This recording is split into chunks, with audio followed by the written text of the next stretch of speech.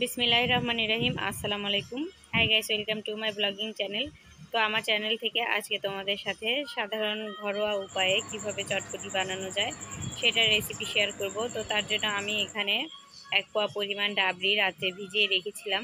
তো সকালবেলা দেখতেই পাচ্ছেন ডাবরিটা ফুলে একদম বাটিটা ভরে গেছে।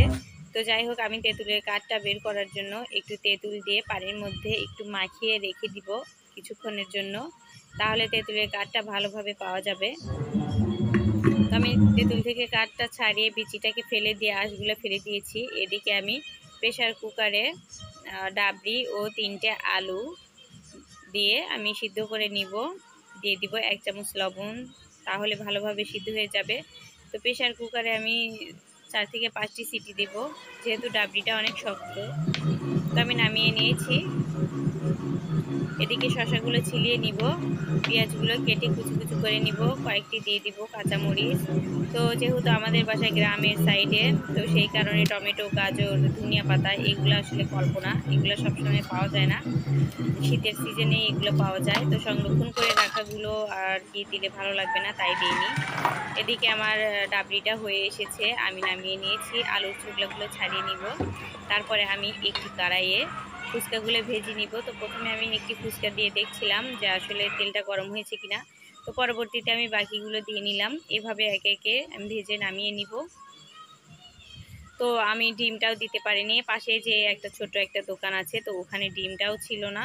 তো যাই হোক, গ্রামে যারা থাকে তাদের অনেক সুযোগ সুবিধা আসলে সবসময় পাওয়া যায় না। তো শহর অঞ্চলে তো সব কিছুই সবসময় অ্যাভেলেবেল পাওয়া যায়। তো যাই হোক, আমি ডাবরি আর আলুটাকে ভালোভাবে একটু ঘুটনি দিয়ে ঘুটে দিলাম। তারপরে এখানে তেঁতুলের যে কাঠটা বের করেছি ওখানে আমি 3 চামচ চিনি দিয়ে দিব, 1 চামচ দিয়ে দিব লবণ, আর 1 চামচ বিট লবণ দিয়ে একটু চিলি ফ্লেক্স করে, মানে শুকনা মরিচটা আমি হাত দিয়ে ডলে গুঁড়া করে আমি ওই গুঁড়াও দিয়ে দিব 1 চামচ পরিমাণ, যাতে একটু ঝাল ঝাল লাগে।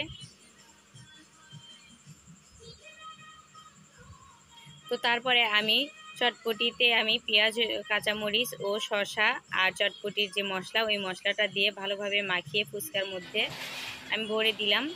তো তারপরে একটু শসা কুচি উপর দিয়ে দিয়ে একটু সার্ভ করে নিলাম। আর চটপটি বানানোর জন্য এখানে কিছু ডাবরি দিয়ে নিলাম, তার উপরে বাকি মশলাগুলো দিয়ে দিব।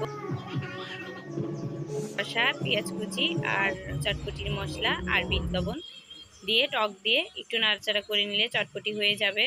তো যাই হোক বন্ধু, আশা করি আপনাদের ভালো লাগবে। যদি ভিডিওটি ভালো লেগে থাকে তাহলে চ্যানেলটিকে সাবস্ক্রাইব করে যাবেন, আর পেজ থেকে দেখলে অবশ্যই ফলো দিয়ে যাবেন। সবাই ভালো থাকবেন। আল্লাহ হাফেজ।